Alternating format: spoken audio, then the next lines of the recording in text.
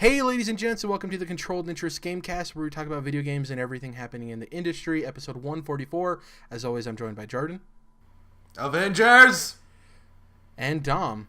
Assemble! I was hoping Dom was going to say assemble, but we can't. I purposefully waited until you started talking again. Just got me, trolled me. And Dom. You cheated not only the game, but you cheated yourself. And it's a God. shame you don't know the difference. I forgot the rest of it. The whole diatribe, Jesus. No, I just had to make fun of that guy for a second. And first-time guest, Joseph, is Moran how you pronounce your last name? Yeah, you can just call me Bad Bit. It's fine. Bad Bit. Joining us, Bad Bit, for the first time. Yeah. All right. Hey, what's up? First-time guest.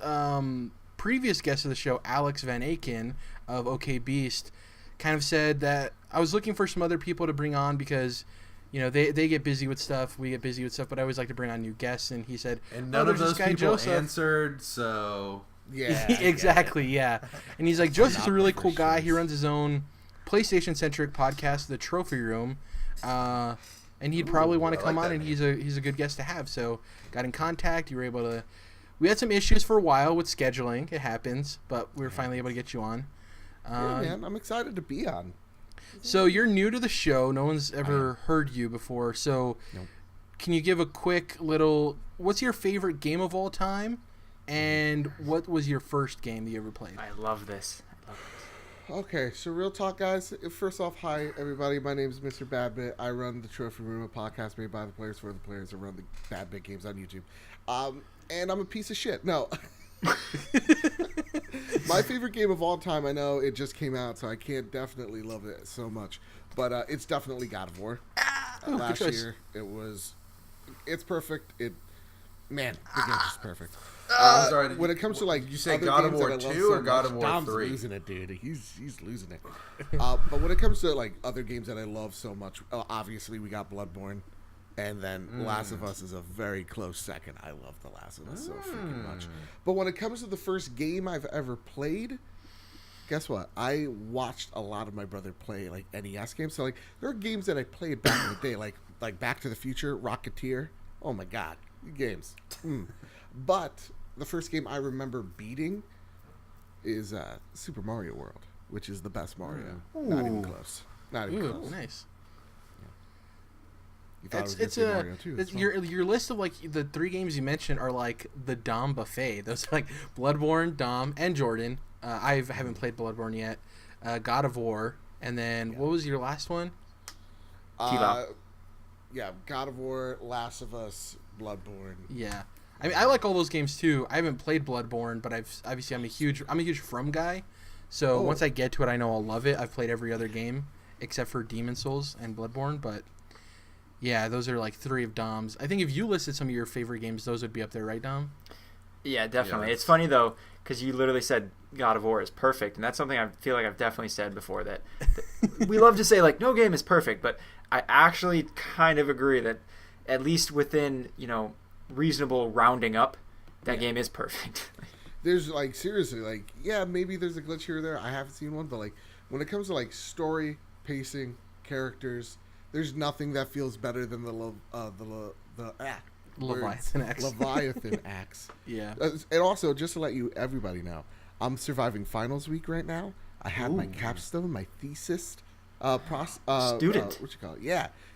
And I passed it like with flying colors. I had to like do this whole presentation. So like I am mentally I've checked out. Yeah, you're good. But I'm checked back in because I like this podcast and I want to be good. You know? So I guess that's the brief introduction for Joseph, aka Bad Bit. Let's hop into what we've been playing. Dom, you want to shoot first? Yeah, dude, just Sekiro, because it's the best game of the year so far. I'm just gonna put that out there.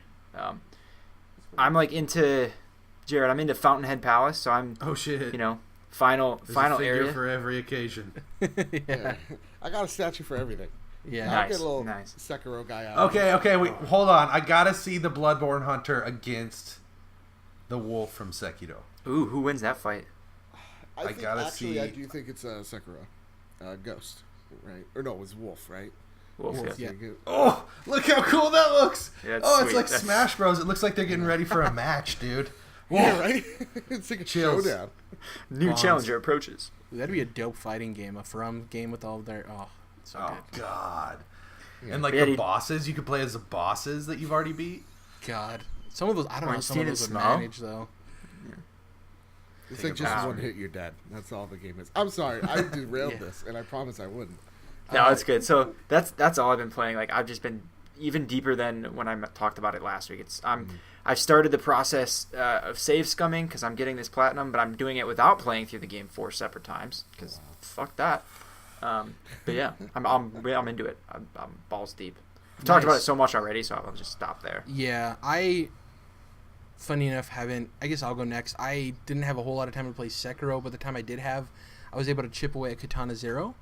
I beat that. There's a secret ending. I haven't gotten it yet. I think you get it through like certain dialogue choices, but God, we've talked about it, Jordan. How this game is like not afraid to go there in terms of character dialogue and just actions that take place. The end of this game, for lack of a better term, is effed up. Like it's crazy. The whole fucking game is effed up, Jared. It's a but real fucked up game. The end gets real dark. That's the thing is, it might not surprise me as much because I'm getting those vibes with every step where I'm just like, this is not going to end well. This is going to be really fucked up wherever it ends. So I'm expecting it. Yeah. Overall, I really enjoyed it. I don't think it's nearly as like solid of like a quote unquote masterpiece as Celeste was last year. Sure. I still think it's a very good game. The music obviously is top notch. I really hope it takes home some awards at the end of the year because I think its music is impeccable. Towards the end of the game, though, I do think it does struggle a little bit from the issues we talked about last week, where the whole point of the game is for it not to have checkpoints and for you to learn through playing these levels and trial and error. But some of these levels are set up in a way where it does get a little frustrating because they are so long, and a lot of it just has to do with you not seeing somebody out of the screen, right? And it feels kind of cheap at some points. But those moments And don't a lot take of times you're having to be like pinpoint accuracy, like hit this guy, then this guy, then this guy, and do slow mo like right at this time. You have to combine all the different aspects to do like it's like an algorithm or a football play, something like that, you know. Yeah, and obviously this whole game is based on time manipulation. And one of the things I will say is the bosses you fight in this game, at least towards the end of the game, they reference you dying and rewinding time when you fail, and it's really cool and really meta. For some of the boss fights, it actually affects how they interact with you, and for others, it's just dialogue that they're mentioning. But you're not actually doing those things when you die, technically, right? You're thinking it through of like how not to go through the level. Isn't that the canon thing? The way they explain it through the levels is like it's like video cam footage, right? And then you're planning it, and then you actually go through it. As the game progresses, when you're fighting the bosses, Precognition. it tends to feel more like rewinding time than it is that. When you're specifically fighting these, without spoiling stuff, these specific bosses. Sure. Yeah, there's some post-credit scenes, Marvel style, in this game that are really surprising and really answer a couple of the mysteries of the game. But I've been waiting on this game for 2 years. It definitely met my expectations, which is a hard thing this year, apparently, for games to meet expectations with, the likes of Anthem. And I feel like it's been longer than 2 years, Jared. I think it's been about 2 years since I first talked about it. Maybe a year and long time ago. Yeah, it's been a while. Yeah, I remember. Because I thought you made that video about it like right after they talked about it. They came on Kind of Funny and talked about it, right? As we're talking about this, I'm gonna look real quick. I'm gonna do a Google search and see when I feel like that it could video. be like 3 or 4 years, to be honest. Yeah, it's a Oh, long you're time. saying Because longer. that's the joke I've been making. Okay, I That's thought you the were saying joke I've been shorter. making. So I said, are you sure it's only been 2 years? Yeah, I thought you were saying that it was a shorter time frame, not a longer time frame. I think you're correct. Yeah. I think it is No, longer you've than been 2 on years. this game forever, dude. That's the joke I've been making recently. Is like, where's Katana Zero and where's what's the other game? Fucking, it's another Switch game. Below. No. Well, everyone's been. Hollow asked that Knight? Was it question. Hollow Knight? No. Hollow Knight. There you go. Hollow Knight on Switch. Where's Hollow Knight on Switch, Jared? Huh? And it finally came So you true. can stop. You don't have to answer the questions anymore. You can rest. You can rest, So, Jared. looking at our YouTube video, I uploaded that bad boy on May 10th, 2016. There we go. 3 years. It's been a while, man. Yeah. Finally came out. Oh my goodness. It met my expectations. I'm thankful for it. I want to see what because there's enough lore in this game that he could definitely build on it. Justin, the developer from ASCII Soft, one guy. Obviously somebody else did the music, but I really hope we see a jump from Limbo to Inside like we did with Playdead. I do think there's a lot of stuff mechanically in place that is really good.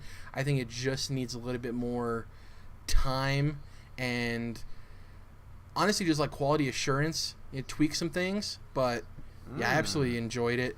Real quick, It needs more time. exactly. Well, yeah. I hope he's able with the success of Katana Zero because I think it sold really well.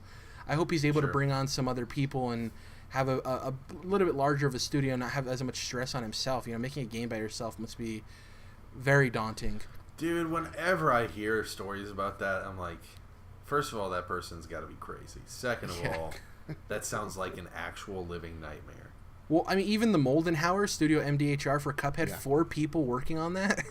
Yep. Yeah. Like, And it's they're all insane. family. So, like, Yeah. you know. That's what MDHR stands for. Yep, Moldenhauer. Yeah. Oh, did not realize. It's like when they have like an argument, they're like, "I'm gonna go tell mom." They're like, "You fucking better not." I'm gonna. Well, I'm thinking about the one game, the guy that's doing a game by himself, and he's like, eventually he starts like getting mad at himself. He's like, "Well, you were supposed to get this part ready. Well, what's happening with the UI, bro?" Well, the crazy thing is we yelling at actually himself. are awaiting the release date for another single person developed game, Tunic, the Fox isometric game. Ugh. That's kind of Oh, is that Zelda-y. God damn. Yeah, that it's was developed by one person. I think so he's from good. Norway. Hopefully we get a date at E3 this year. Yeah. The other thing I wanted to mention, let's see how well Jordan and Dom know me. Joseph, this is your first time being on the podcast, so I doubt you'll know this. But Jordan and Dom, what's the one shooter I've talked about the most that's full of disdain and I really dislike it? There's a Dislike specific a shooter. Fortnite? Exactly, okay? Ah. What's one of my most beloved forms of entertainment that recently had the culmination of 11 years take place? Of course. I played Fortnite, which I very Marvel much Cinematic dislike, Universe? solely for the endgame event. And did For you the enjoy it? Because I've enjoyed it. Yeah, I have enjoyed it. So that's the thing is that with the Thanos event last year, I was like, I'll get to it eventually. It'll probably come back. It never came back. Which I just wanted to play it to experience it because it's just really cool to be able to play as Thanos. Square Enix versus that Avengers game. It's never coming out, man. I think we'll get an announcement this year, hopefully. Oh, we will. Re-announcement. But yeah, so Jordan and Dom, I don't know if you're familiar with the event, but essentially it's a specific game mode where it's Thanos and the Chitauri on one side of the team, and on the other side is the Avengers, essentially, right? So if you're on the good side, you have the ability to get 4 different items, one being Cap's shield, one being Iron Man's gauntlets, one being Thor's hammer, Stormbreaker, and one being Hawkeye's arrow, or bow and arrow. And you find these items, and you can have more than one at a time as long as you find them. There's like a treasure map you get, and it points you in the direction of the items.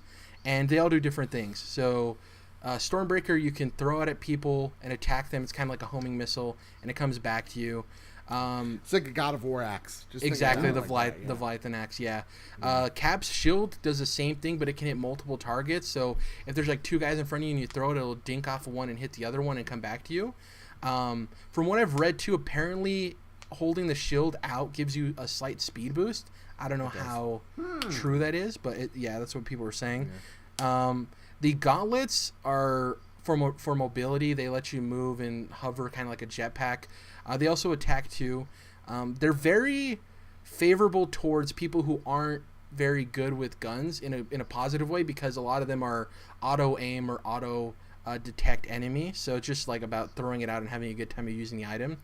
And then Hawkeye's arrow is you have grapple arrows and you have like bomb arrows. And obviously use one for traversal and use the other one for attacking. And essentially the whole point of the game is the Avengers side is trying to stop the enemy team from gathering all 6 stones that spawn on the map. One of them is Thanos. It's whoever grabs the stone first, and then after that it's whoever grabs the following stones. and once they all have all 6 stones, they just have to. I think they just have to kill everybody, right, Joseph? Yeah. Once they collect all the stones, they get to kill everybody, and the Avengers team is trying to stop that and drain the enemy's forces. The Drakari forces, right? Is it? Yeah, the respawn Chitauri. life pool, because each one has like 100 respawns. Yeah. It's really fun. They also had skins on sale. There's a Black Widow skin and a Star-Lord skin. Did I buy both of them? Absolutely. It was really cool. It didn't really involve shooting guns, so I was fine playing Fortnite. But I didn't want to miss out on the event, and I don't regret it. As much as I don't like Fortnite, it was still a fun, enjoyable time. And it's just like we don't have a lot of Marvel games, really. We have all these great Batman games. We have Marvel Ultimate Alliance 3 PlayStation, man, you'd be playing zipping all through the city as Spider-Man. I own a PS4. I bought one for Spider-Man last year. Yeah. Jared, have you played anything else on your PS4? I played Spider-Man and God of War. Right. And I own a couple of games already for it that I bought a long time ago. I don't remember what it was. It was on a sale, on a flash sale. I don't remember what. I think I have Until Dawn. Spidey and God of War machine is what that is. Yeah. I mean, I'm gonna eventually play Persona 5 once that collection comes out. Royal. I don't know. I keep saying Royale. But yeah, it was fun. I really enjoyed it. I didn't play too many matches. I think like maybe 6 or 7. I played like 5 as Avengers and 2 as Chitauri. The cool thing with Fortnite is there's no penalty for quitting early. So if you get in a match and you don't want to be on that side, you can just dip out and get to another one. A lot. Exactly. A real big piece of trash. Pretty much it for me in terms of games. Obviously watch Game of Thrones, which I don't want to talk about for people because of spoilies, but I enjoyed it. Had some issues with a couple of the guys. It was great having Jared on the show, but I think, Jared, I know that I like to say, it's great to have you here on the show, but I just don't think it is anymore. I'm sorry. Because I said spoilies. That's the guy I decided to die on, Jordan. I'm sorry. You're fired. Yeah. That's pretty much it. Can't think of anything else. Oh, I finished season 2 of The Punisher. It was okay. Not as good as the first season. Very slow. It's one of those. I didn't even know there's 2 seasons. It's one of those Netflix shows. If it was cut down to 10 episodes, would have been great. 13, just a little too long. It's gonna suck not seeing John Bernthal as the Punisher anymore. Frank Castle, he's just a perfect casting. Hope he returns on Disney Plus, but it's probably not gonna happen. The thing is like, this is not what's his name? Hugh Jackman is Wolverine, something like that. Like these guys are in the MCU, whether Kevin Feige likes it or not, or whoever up there likes it or not. It's like these guys are part of the MCU. So if they bring Daredevil or Punisher back on Disney Plus and it's not Charlie Cox or John Bernthal, I'll riot. That's gonna be fucked up. I think. Let's go, dude. Honestly, I think them two and Vincent D'Onofrio are the ones that have the strongest chance of staying. I think everyone else, Disney's probably kind of cool with recasting. I'll punch a baby. I'll do it. You just give me a baby. I'll punch it. You could do a thing too, Jared, where like Daredevil, they kind of do like when comic book heroes get a new suit or something. Yeah. They put a new writer on the book, so it's like a new arc. Basically, you can kind of like make it a little special, like them returning to the character type of thing. Mm-hmm. Yeah. The best news about Disney Plus is that they said all of the series will be between 6 and 8 episodes. So that's great. There we go. Not to worry about 13 episode seasons. Dude, give me The Mandalorian. Can we just stop this podcast? Talk about The Mandalorian. I said last week I need Mandalorian to be good, man. Dude, it looks dope. I mean, did Joseph watch the leaked trailer that like has the phone like this filming it? Yes. Did Joseph love everything he saw? Absolutely, he did. My dream is that Mandalorian's great, Fallen Order's great, and Episode 9 is great. That'd be the perfect 3 for 3. Who knows? That's pretty much it for me. Why did you do that to me just now? Why did you get my hopes up like that? There's no way that they're gonna sweep like that. I think at least 2 of the 3 will be good. Which 2? I have highest hopes for Mandalorian and Fallen Order. Yeah. Oh, I have the highest hopes for Rise of Skywalker, and Mandalorian looks dope. So I am. At least we got JJ back, you know. Exactly, dude. Like, God, you know what? Let's continue. Yeah. So that's it for everything I took in terms of entertainment. Yeah. I was gonna possibly jump into Elder Scrolls Blades, but I decided not to. Not for any bad reason. I just didn't get around to it. I might next week. Yeah. I played it. I forgot. Yeah. It's shit. You don't like it? Tom, I I mean, like you, man. I like That's- you. It's not okay. That was harsh. It's what you think it is. It's Basically. It's trash. It's trash. Yeah. the mobile game through and I through. get it. We'll have you go last, Joseph, since you're the guest. So Jordan, what have you been playing? Oh, I thought we were gonna roll into Dom since he was. Well, like, Dom went first. Remember, No. he just said Sekiro, and then now he's like, "Oh yeah, I played Blade. Yeah, it's that's awful." true. That's true. True. So, I'm gonna do something a little different, boys. Joseph, I'm glad you're here to witness this. Okay. I'm Witness I me. played a game, Yeah. but I'm not gonna tell you guys the title of this game. Oh, I like this. And as I play this game, we're gonna see if you can guess the game. Okay. Okay. All right, let's go. So, I played this game. I was on a I'm enjoying journey it of very sorts. No, I'm just kidding. It's a journey. It's a journey, all right. Yeah, I'm enjoying it quite a bit, and not very far in, just a couple hours in or so. But yes, I'm very excited about this journey, and so I'll get less vague as we go along. Okay, this is just a okay. teaser. You've little- given us no Just a hints couple- other than yeah. Just a journey couple and random played a guesses. game. See if you can pull it out of your ass. Yeah. I'm trying to think. The tough thing is does it relate to anything you've recently been playing, which Joseph would have a disadvantage because he doesn't know. You gotta keep going. Yeah. Yeah, keep Yeah. going. You gotta give us more hints. Than Give us one journey, hint for man. Joseph. One hint for him Okay, one hint for Joseph. because he won't be here next week. I got to keep it vague though. This game has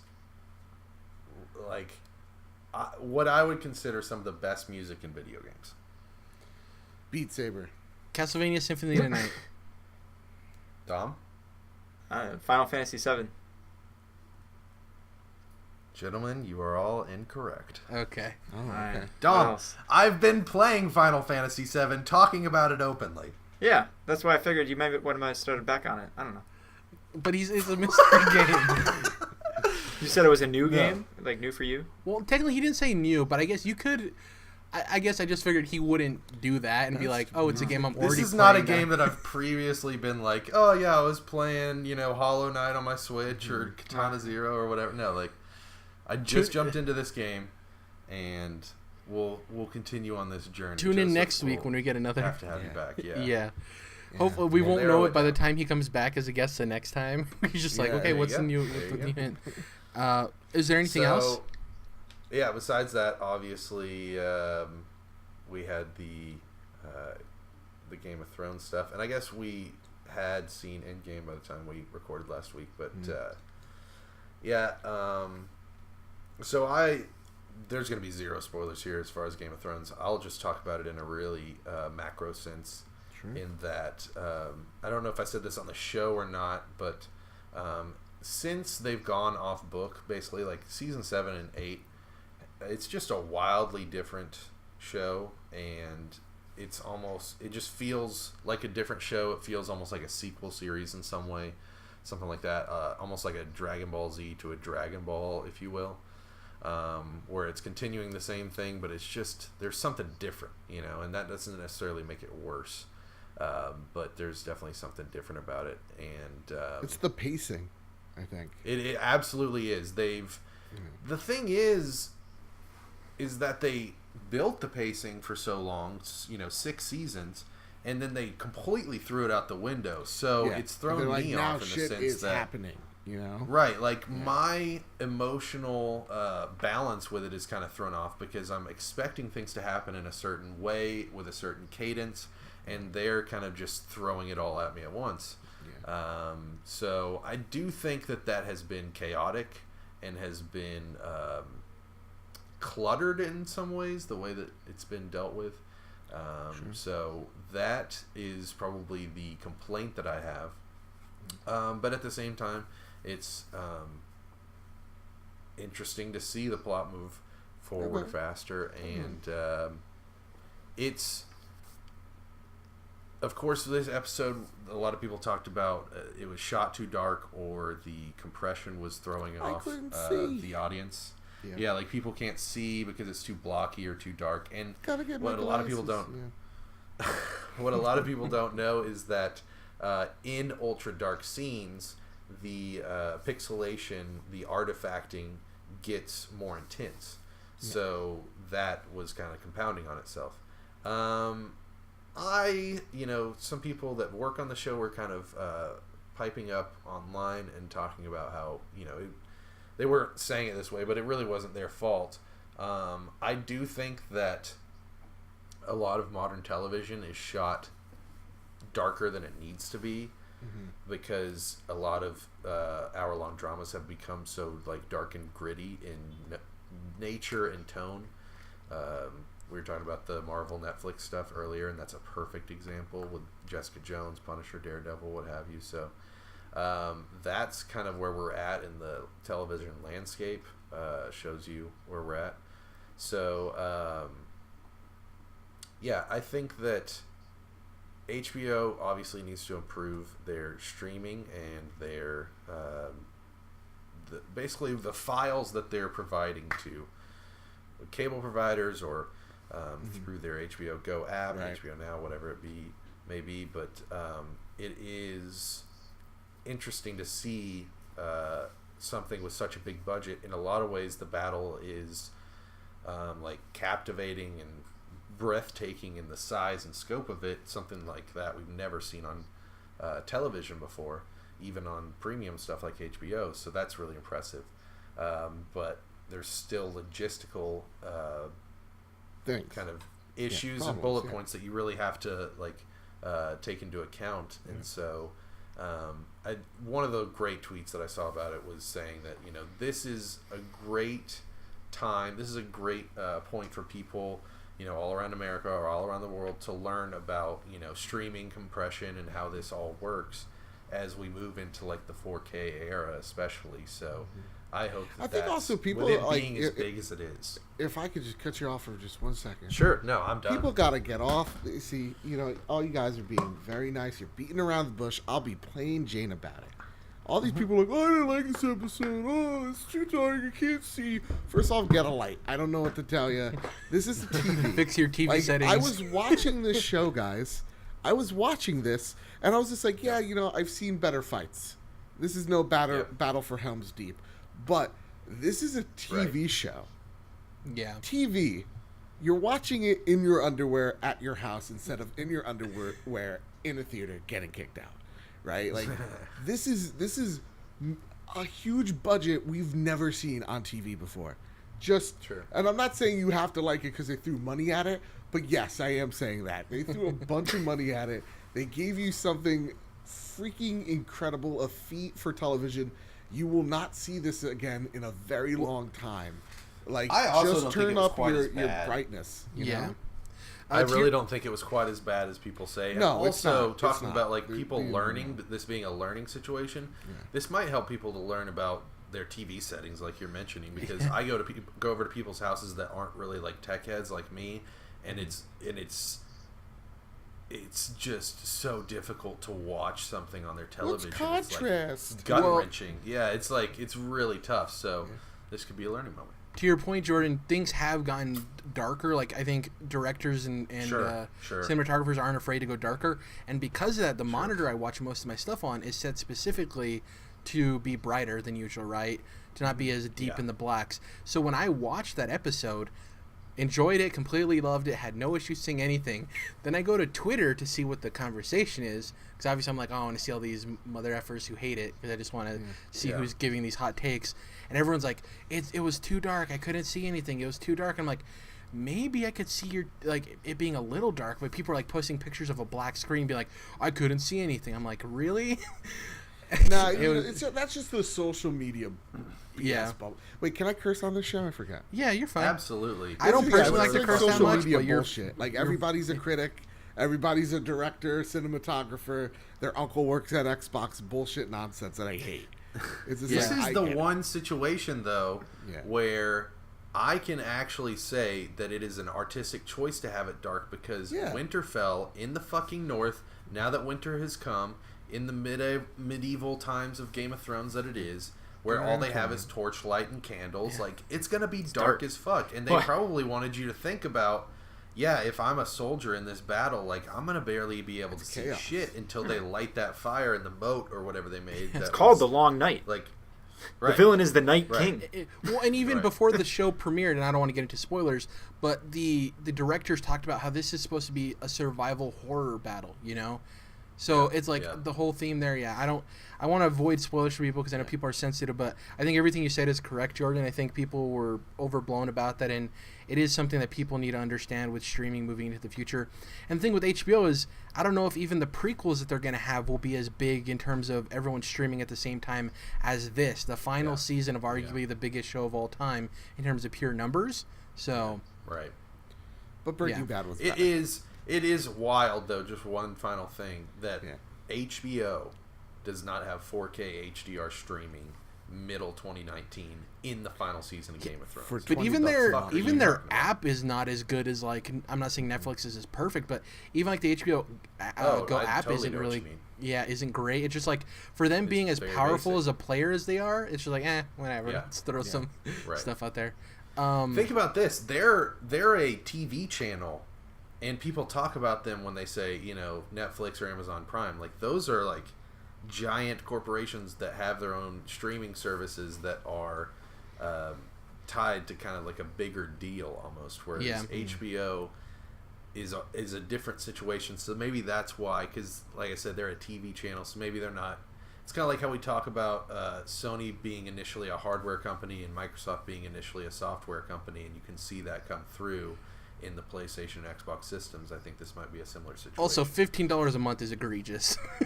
But people are going to pay it. They know that for the 6 to 10 weeks. Before we hop to what Joseph's been playing, so we can hop into the news, Jordan, is there anything else you wanted to mention? No, I'm good.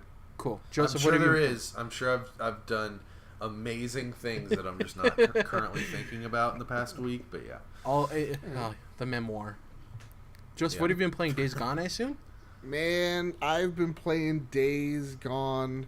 Sony Bend Studios. This is their first big AAA game since Siphon Filter. All them PSP games.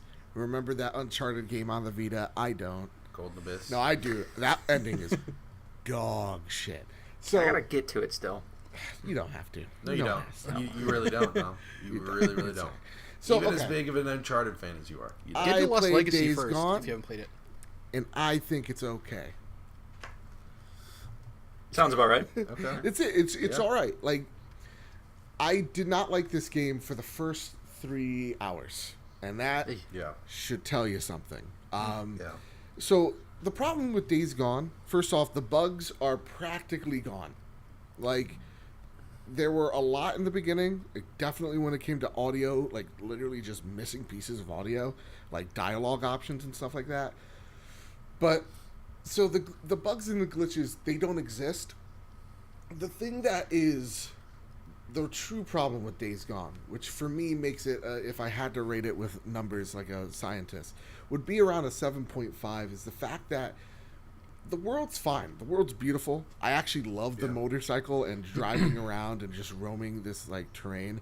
I actually do love the bandit camps because they're actually some of the most challenging bandit camps I've seen in a video game. Like, there's one I was stuck on for like 2 hours, and I was just like, you know what? I give up until I can find a minigun. Like, I'm piecing out of here. So their gameplay gets better once you get all the skills and such. But the problem with this game is the story. The story starts literally. I'm gonna spoil the first 5 minutes of Days Gone. Are you ready? Buckle up. Oh, she dies or something, right? Yep. Yeah. Deacon's wife.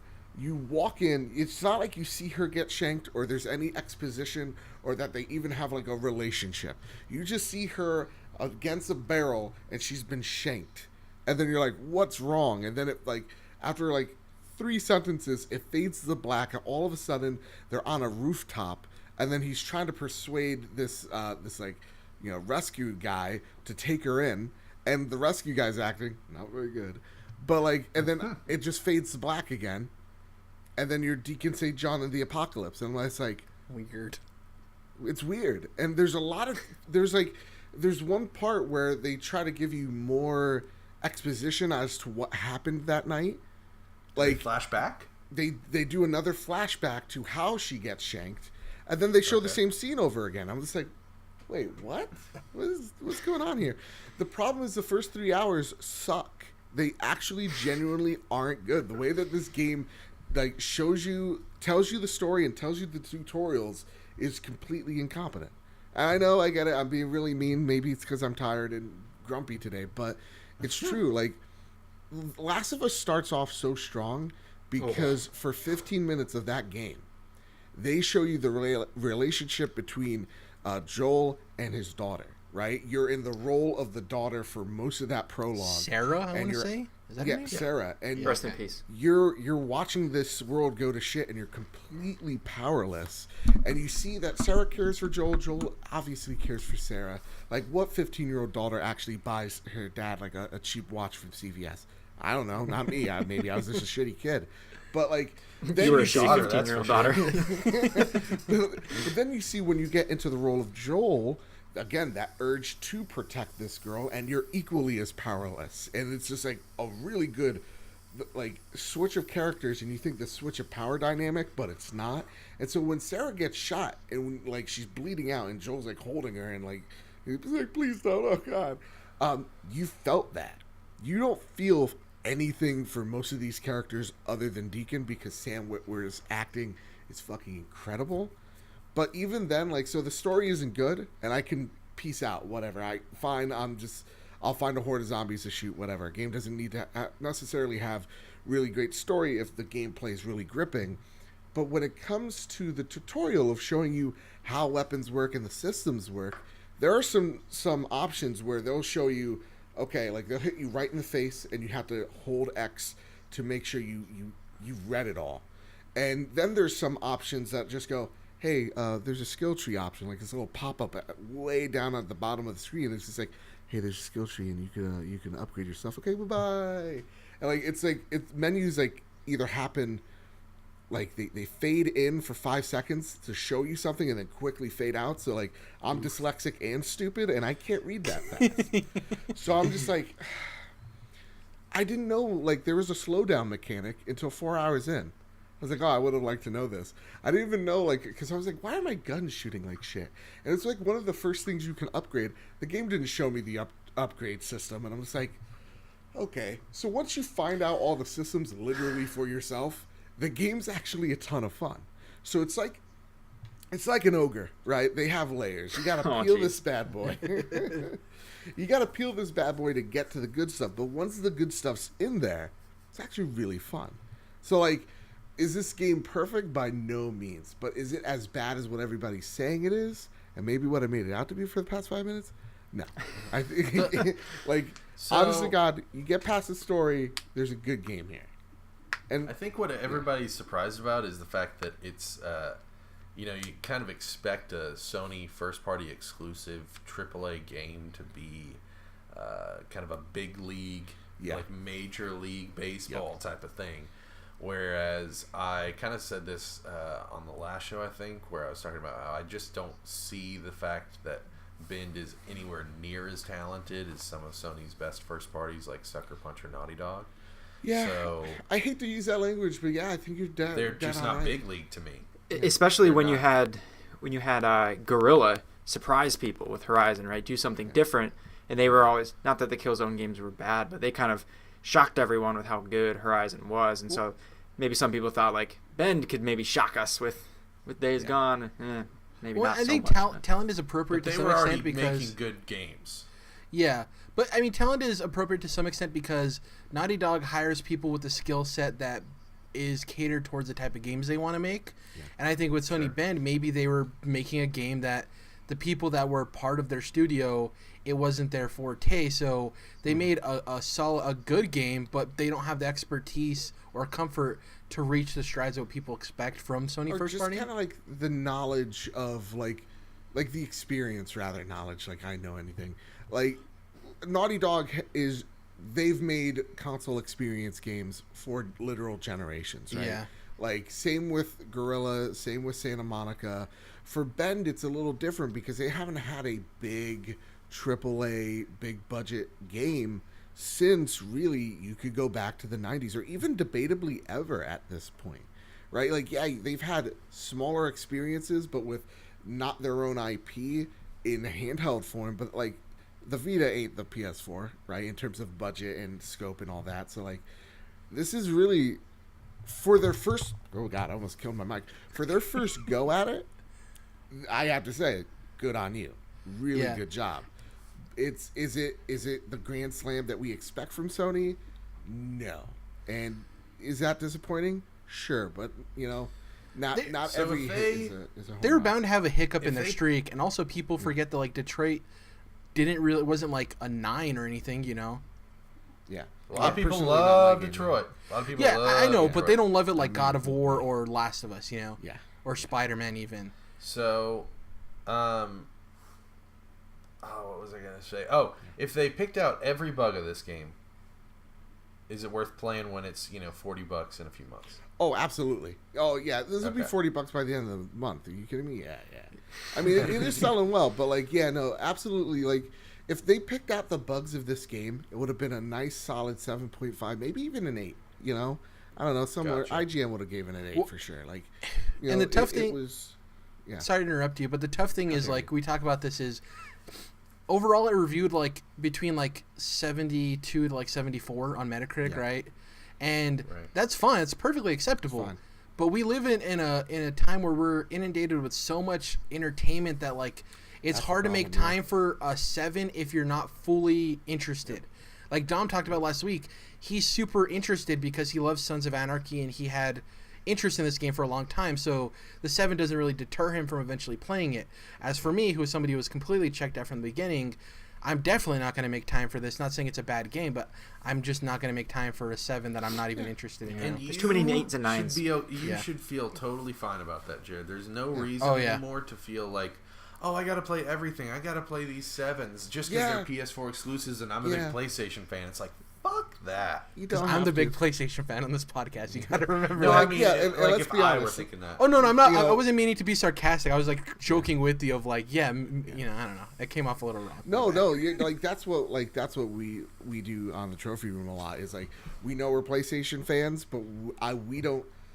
When I'm on the trophy room, it's a character. I am like a caricature of like a fanboy, but like it is very much we love Sony, but we're not going to like when they take a dump, I'm not going to tell you it smells like roses, right? Like it is. It is. You're being what it honest. is. Yeah.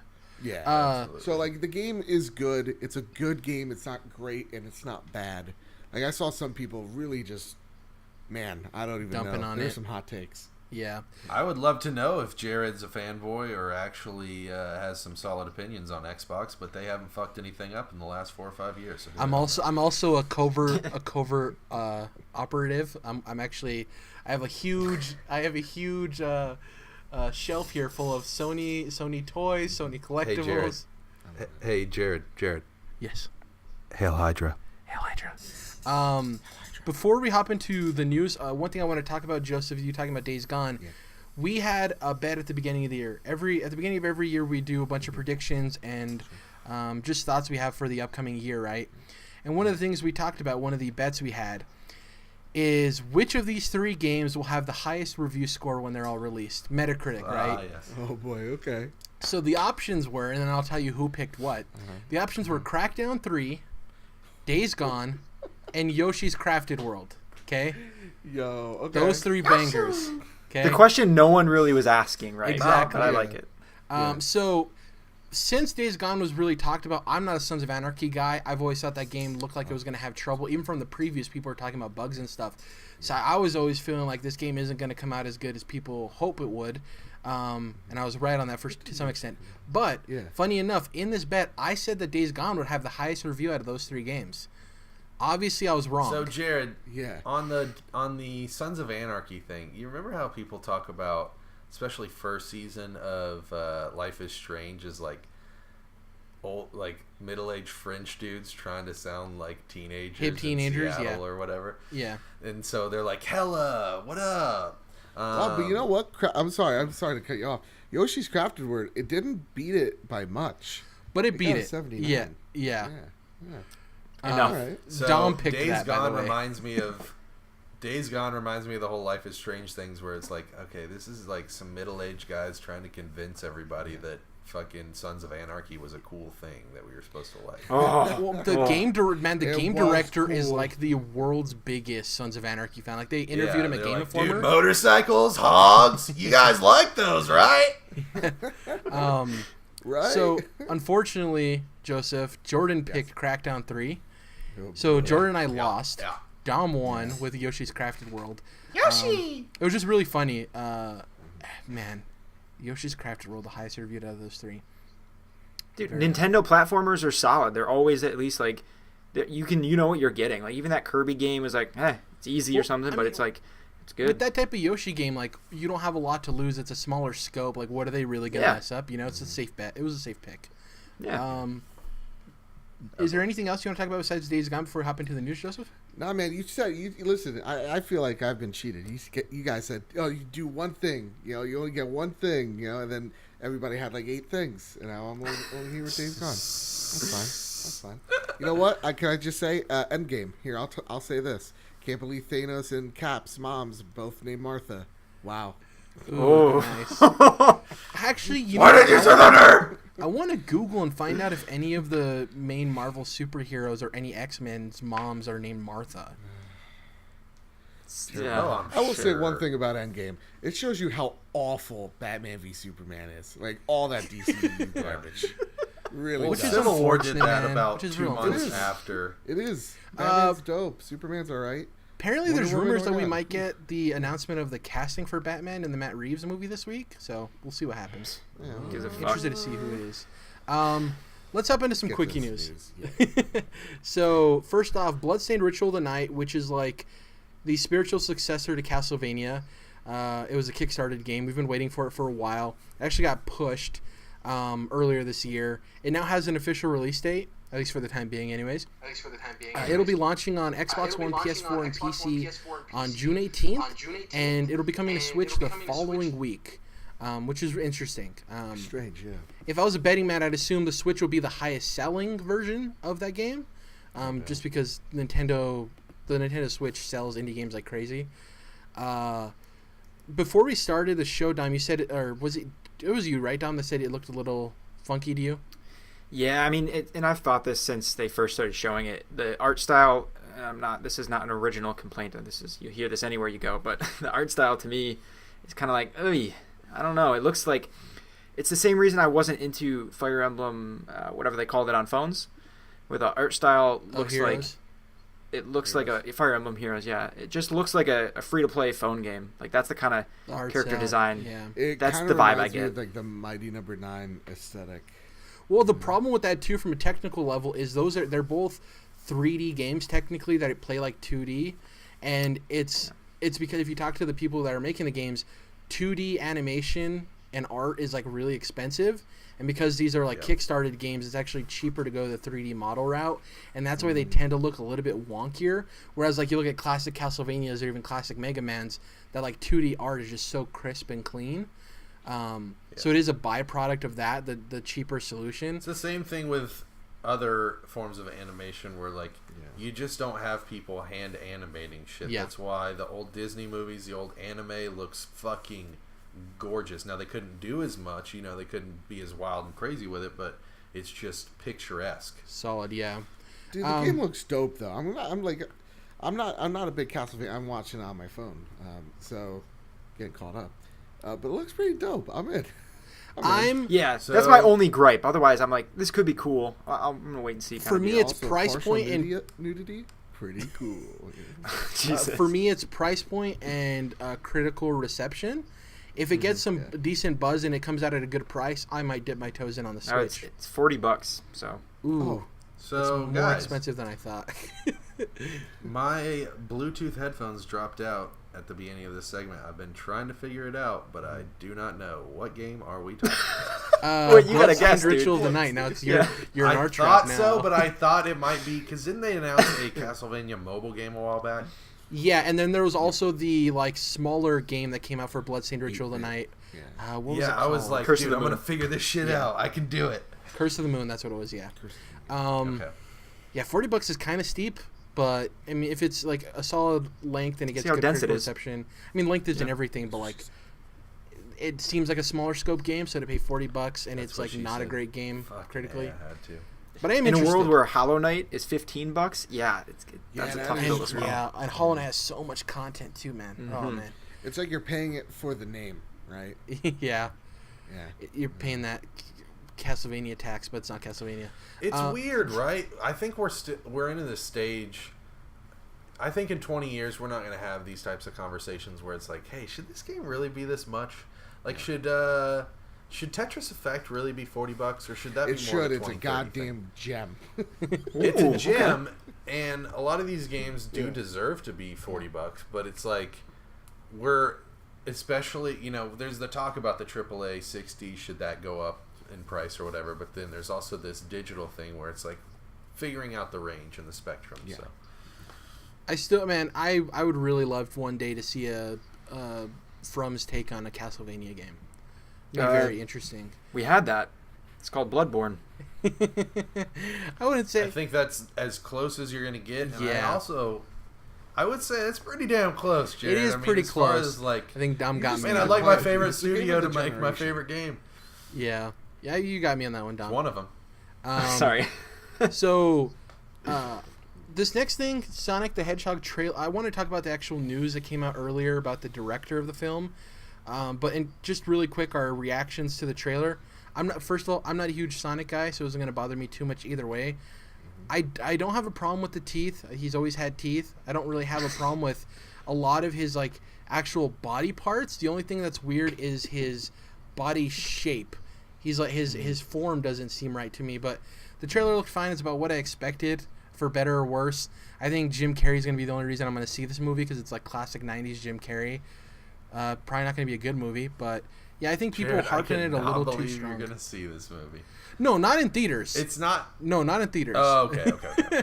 Yeah, that's better. I'll probably put it on at some point, in the background or whatever while I'm playing a game, but not Sonic, of course. But I think people are being, of course, too hard on it, but there's, like, Sonic the Hedgehog is deeply, deeply ingrained in internet culture, unlike almost any other video game character. He's more ingrained in video or internet culture than other characters that are more popular than he is. Yeah, it's like him and SpongeBob have the throne in terms of like meme culture. Like, he's definitely part of meme culture, and so I think that's why people are so hard on it. But there is some weird decisions. He looks very weird. He looks so weird, unnecessarily, and so it's also just looks like a bad movie. I think. Yeah, it does. It People looks have to, very like, pile on. It's like, guys. It's a bad movie. It's very cookie cutter. It's like, what's the plot of a terrible? What's the plot of a Sonic movie? Well, in the trailer, we need to have a bunch of military guys around a table. That's classic. Yeah, why are we in like a U.S. like strategic meeting, right? Like, it's What- so That's what cookie action cutter. movies are these days. why, man. Yeah. why is the That's chief why, of like, staff in there? why is there so much like military involvement in the Fast and Furious movies? With like Kurt Russell's character and The Rock and stuff. Like, it just gets infused, unfortunately. The Transformers movies, Especially the specific scene of all of them sitting around a table with the old general with the white hair at the top of the table. what is Like, it called? The Situation Room, or Yeah, But exactly. why are they in the Situation Room about a hedgehog? That's Yeah. the thing. Like, The is Sonic and House of Mar-a-Lago Cards and shit? like Trump needs It's him like out. Kevin Spacey and Robin Wright walk in. The one complaint that I think is really dumb is because you can make cases for the teeth or the shoes or the body shape or anything. When people are like, "Why does he have fur?" I'm like, "He's a hedgehog. He's a hedgehog. If you're gonna I bring love him when to people live like- action, he's gonna have Yeah. fur." So when- remember what I was talking about on like price ranges and us still figuring that out in video games? Yeah. They're still figuring out CG characters like this. Like a lot of bigger CG characters, I think, like in the MCU, Hulk is fine, right? But like Ruffalo and Hulkbuster armor is a very different story. So I think that if you're trying to do something a little bit more minuscule that isn't a giant warrior or a fucking giant dragon coming in to burn a town, I think that it's people are having more difficulty with it, and like they're feeling it out. It's not there yet with a lot of these characters. And I think people take the aging software from the MCU for granted, because if you go and watch the what's the new Will Smith movie? Gemini Man, right? Yeah. And you see some of those scenes with younger Will Smith. It is very, very weird and a little shoddy. Well, Will Smith as Genie is another good example. You know, like we're still feeling it out. We're not there yet. You know? We're not. It's not perfect. But the one thing the one complaint that I have seen, I'm like, okay, guys, calm down. He's like, why is Sonic shedding everywhere? I'm like, well, maybe because he's a fucking animal, and that's what animals do. They got fur and they shed. You That's what you're hung up on? Very weird. Yeah. Why has he got all this hair and it's going everywhere? I don't know, man. It is funny, though, that they've like brought it into live action, and he's just not a hedgehog at all. Yeah, he's like in the real world. It feels like the Cat in the Hat movie. Ooh, That's what good this whole entire movie looks Yeah. like. That and like it's like Cat in the Hat and the series of unfortunate events had sex, and I'm not saying the characters, because that would be illegal. That in so many different ways. But like the series themselves collided, and they made this thing. I can't give it as much. I can't give it as much of a pass as I normally would, because it's coming out in the same year as Detective Pikachu, which looks great, surprisingly. Amazing, yeah. It does, but my one thing about that is the Pokemon look. I remember when people used to do Photoshops, and they would be like, "This is how creepy and terrifying Pokemon would look if they were ultra realistic." And that's almost exactly how they look in Detective Pikachu. No, I like a lot of them. I mean, like Mr. Mime. I like a lot of them. Yeah, I think there's some Mime weird around choices, and they also color corrected the shit out of it. We've been talking about like modern versions of things and how we're handling it. Modern filmmaking, like with Game of Thrones, how we were talking about how it's so dark. Modern filmmaking has it's like they get paid for the amount that they color corrected. Like they'll get like how video game publishers will give you a bonus if your game goes higher on Metacritic. It's like if you color correct it more, we'll give you more money. It's out of fucking control, the color correcting on movies. And when you see CG characters like this that we're used to being in like bright colorful worlds, which our world is bright and colorful in a different way, but like I feel like the Pokemon characters in Detective Pikachu look color correct, like they color corrected the shit out of them. Yeah. But what I will say is they went for it in terms of design. Like some of them are very weird, but they went for it. It's consistent. Yeah, where with Sonic, it's like a weird middle ground of like they didn't make him cute enough to completely appeal to kids, but they didn't make him like realistic enough to appeal to. They don't look like freaks. They kind of look freakish in Detective Pikachu trailers. But not in the way that Sonic does, where it's like he looks like an abomination. He looks like Ray William Johnson with the funniest tweet I saw. Like his weird skinniness. Like if you guys ever saw the pictures, what game was it in? Maybe Mario Bros. U, where there's like a tall version of Mario, like a tall, slender version of Mario, and it's like a literal abomination. That's kind of what this reminds me. There was an awesome meme of like. It's like the loading screen in like, you know, any Sonic game, and it goes Gangster's Paradise, Zone 1. God. Nice. So as dumb as this shit is, I was vibing with Gangster's Paradise. Really, I was like, why is this it was stupid as fuck, but I was like, okay, Sonic and Gangster's Paradise, why not? Also, no, I was just gonna say. Yeah, I'm sorry, Dom. I was just gonna say, Jared. A few weeks ago, you asked me like, what would you want, you know, a live action Zelda TV series to look like, or what would you want that at all? And I was like, no, I don't want that. I don't even want that as a possibility. But he's a human character. I'm just afraid that it would end up some way like this, where it's something that we're used to it looking a certain way, and when we try to make it live action, it just breaks it, and because there might not be a great way to do it. That's why I'm like, this stuff. I mean, you can do it right. Sometimes they get it right. Like Detective Pikachu's closer, but like. I don't know. It just freaks me out. I don't know that there's a perfect way to make Sonic. They're going to have pointed ears in the Zelda thing. You know, they're going to have pointy ears. Exactly. Look elvish. You know, it's going to be like they could fuck it up. The tunic could. I didn't know Sonic spent time in the Sanctum Sanctorum because he throws discs the rings. that throws people into other places in the world. What? Yeah, it's very weird. We have a couple. One thing I did like about the trailer. What is this? One thing I did like about the trailer that has nothing to do with the movie, when they did the Paramount logo with the rings. Yeah, that was dope. No, that was sweet. I even like the Sega logo, like with the electricity. I thought that was pretty cool too. Yeah. We have a couple of other news stories, so let's move on. Before we do, there's the actual news part of the story is that a little while ago, Jeff Fowler, who's the director of the film, he tweeted out, "Thank you for the support and the criticism. The message is loud and clear. You aren't happy with the design and you want changes. It's going to happen. Everyone at Paramount and Sega are fully committed to making this character the best he can be. Hashtag gotta fix fast." Whoa. Yeah. Ooh, gotta fix fast. That's gross, first of all. Second of all, this could be one of those things where there are like major changes from trailer to movie, because we have seen that in recent years. So it'd be interesting to be like, hey, go look at the trailer, because if you don't know what he looks like, it's abominable. And Also, I don't I think just his wonder how design they is going to CG fix his a mustache bad away. movie. Sorry, Joseph. Oh, it's not. Yeah. It's not, but it can make it a little bit better to where Yeah. you're not like cringing every time you see him on screen. I actually like the voice too. I forgot the actor's name. He's a comedian. Ben Schwartz. Yeah, Yep, I thought his from voice John was great. I Ralphio. didn't have a problem with John that at all. Ralphio. It's dope. Yeah. So there's another issue with directing of a video game movie, and this one's weird. So F. Gary Gray, he's the director of Straight Outta Compton, great film, Fate of the Furious, never saw it. Men in Black International, which is an upcoming release. He's set to direct the film adaptation of, guess what? Saints Row. Yes, you heard that right. They're making a Saints Row movie. No thanks. Deadline is reporting that Greg Russo, not related to the Russo brothers, he's penning the script. And the interesting thing is this guy doesn't have any other credits on his IMDb except for the Mortal Kombat reboot, which he's also penning, and the Resident Evil reboot, which he's also penning. So his 3 first credited projects are all video game movie writing. Shitty, most likely shitty video game adaptations. And I would like to be like, oh, this guy has a great body of work. I think he could do a good job. He doesn't have anything credited. So it's weird that this guy, he's probably done things that, behind the scenes that are first specs of scripts and just never got credit for it, right? But, I mean, for him to have 3 video game films, why him? Like, and it's different studios too, It's very weird.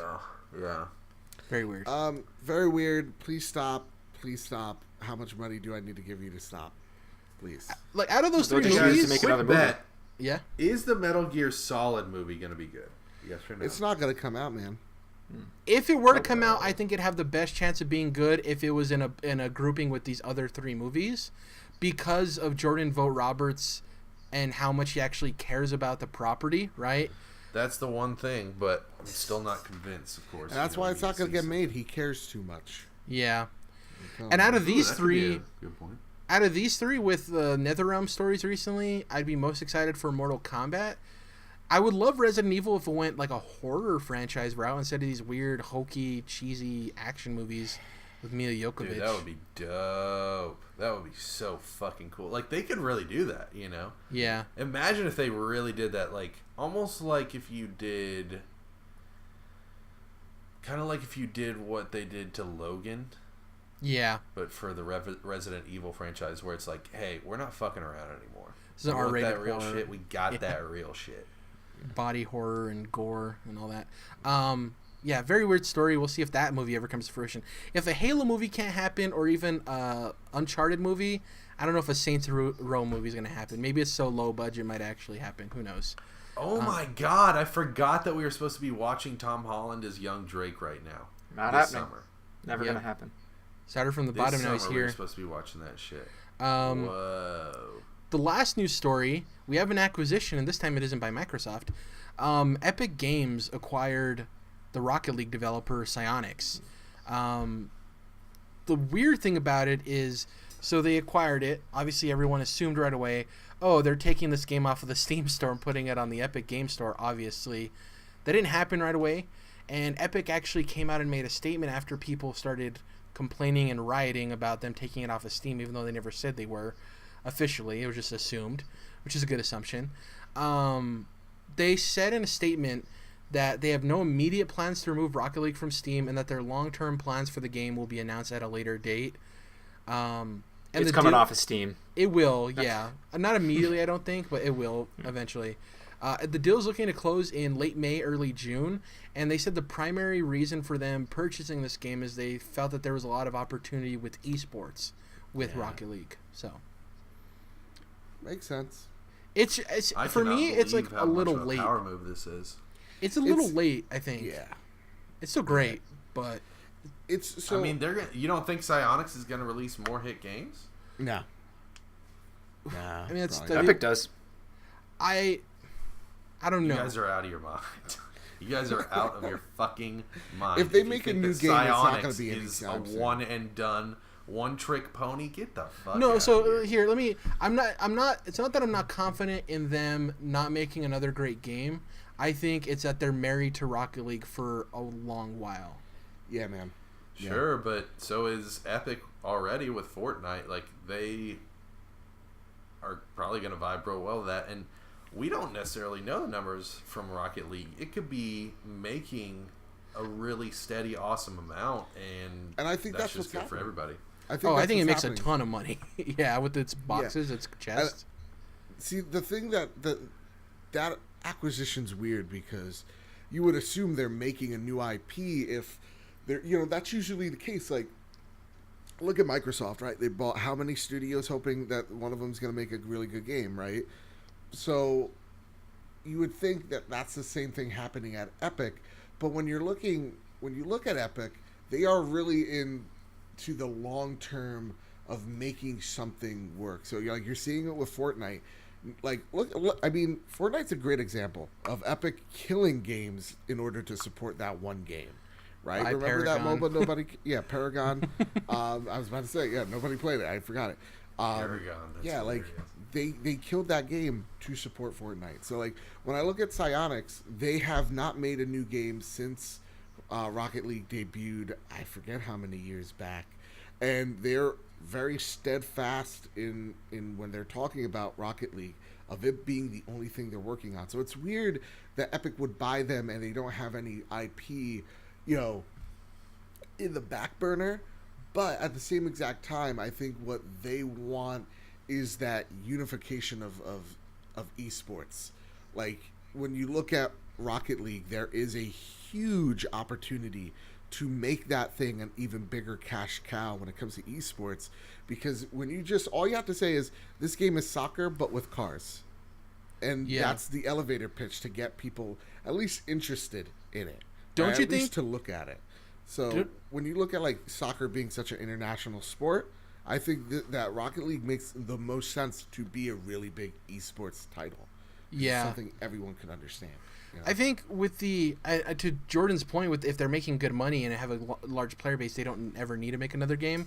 I think in terms of investment, we saw this so Microsoft bought some bigger studios that they want to have these large first party titles, but they also bought some smaller studios that are going to churn games out at a lot quicker rate, and they're not necessarily huge AAA games, and a lot of that has to do with them wanting to have games released often for Games Pass, right? They want to have first-party games come, their exclusive games, so it gives people a reason to get into their service. Yep. I think Rocket League might be a move also for the Epic Game Store in general. There might be some tie-in we see where, like, if you often shop on the Epic Game Store, you get like free maybe cars or skins or something in Rocket League, and it's an ongoing title, like you said. It's very similar to Fortnite, and it gives them a longevity on their service where those games will always be there for people to come to and play, and they're more of a service and less of a singular game. I don't know if Psyonix will ever split teams and have another team work on another game, because they do make so much money and the team does feel very passionate about Rocket League. I don't think the purchase is wrong. When I said it seemed like mistimed, is like you would normally see this kind of purchase at its zeitgeist, right? Of like, oh, Rocket League's getting hot, then they get purchased. It's not that they're on the decline now. They've just been steady and it's quiet because it's so successful we don't talk about it anymore. Yeah. It was just like an out of nowhere move. It's just that Epic is just now at the point where they're starting to be like, all right, now we got all this Fortnite money, let's start spending it. Yeah. And another interesting thing is I'm pretty damn sure that Rocket League was not made on Unreal. So it'll be interesting to see if their next game is made on Unreal Engine. Because they won't have to pay royalties for Unreal Engine. And that's a very great engine, especially one if you don't have to pay royalties on it. Yeah, that is a good point. Dom, is there anything you want to add about this purchase? No, cars, balls of soccer. That's about it. Cars and balls of soccer. Hey, I got some breaking news. It's sad news. So I don't know if you want me to... Peter Mayhew passed away?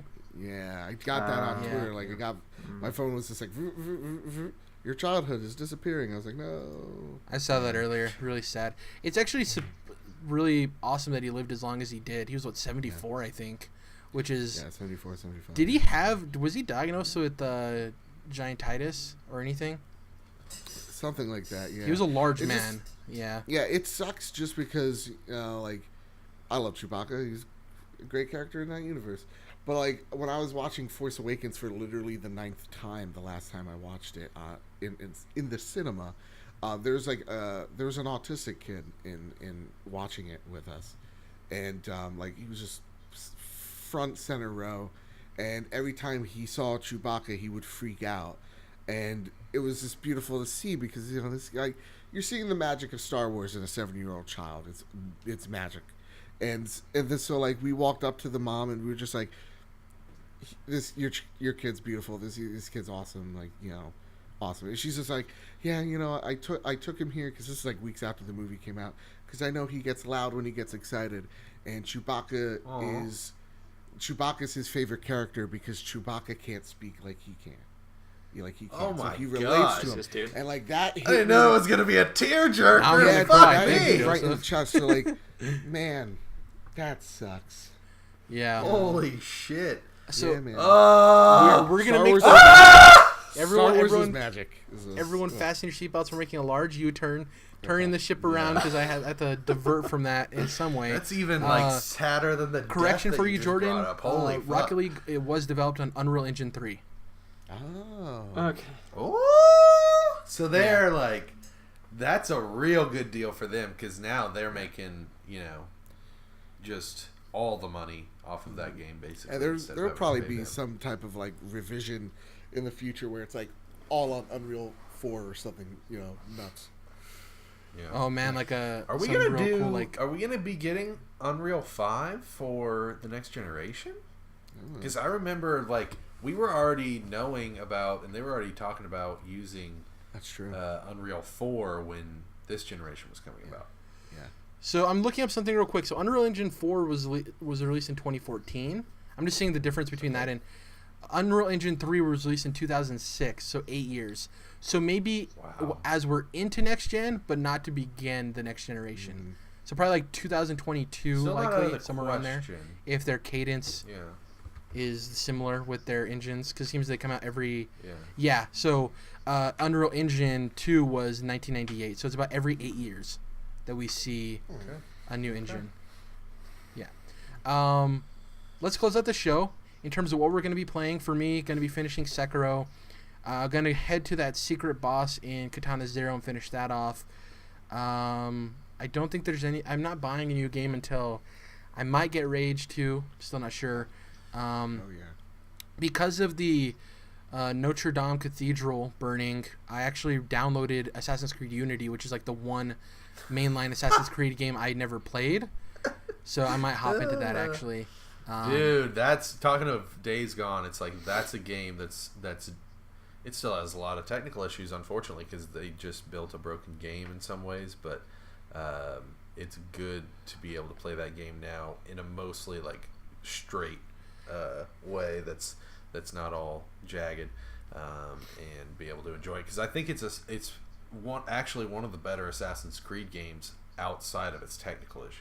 Actually, that reminds me. What Remains of Edith Finch and Wargroove came to Game Pass, so I actually might hop into those. Yeah, that's pretty much it. What were you gonna say, Dom? Well, I'll go next because What Remains of Edith Finch is on PS Plus now, so I actually probably play that after Sekiro. Nice, very nice. Anything else, Tom? I was already done, so. No, just I'm gonna finish Sekiro, get all those endings, get all those good trophies.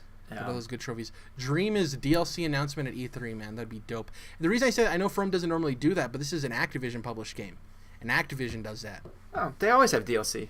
No, they don't announce it at E3, is what I'm saying. Oh, okay. But Activision tends to, as a publisher. So. But you know that you're getting story expansion and shit like that. 100%. I'm just saying with Activision publishing it, I hope we see it at E3. Right. Yeah. That'd be cool. You're right. Yeah. Jordan, what are you going to be doing with this mystery game? Yeah, I'll be tantalizing, I guess, a little bit more with the mystery games. You got to drop one more hint. No, we can wait for next week if he wants to. Yeah, I will, but the game is part of the game. It's like Death Stranding, like Kojima says. It's like the game is the game. Like, we're already in the game, talking about the game. What is the this game? Peter Molyneux? So yeah, some of that, and let me think here. When does John Wick 3 come out? That's a while from now, right?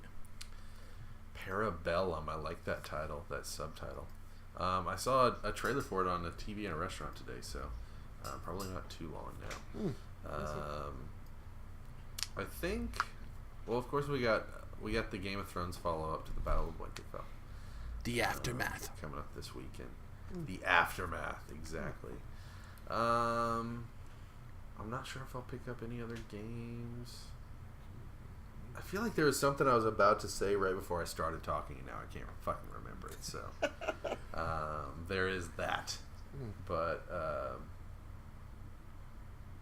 yeah, shout out to. Let me give a random shout out. Okay. Oh, I know what I was gonna say.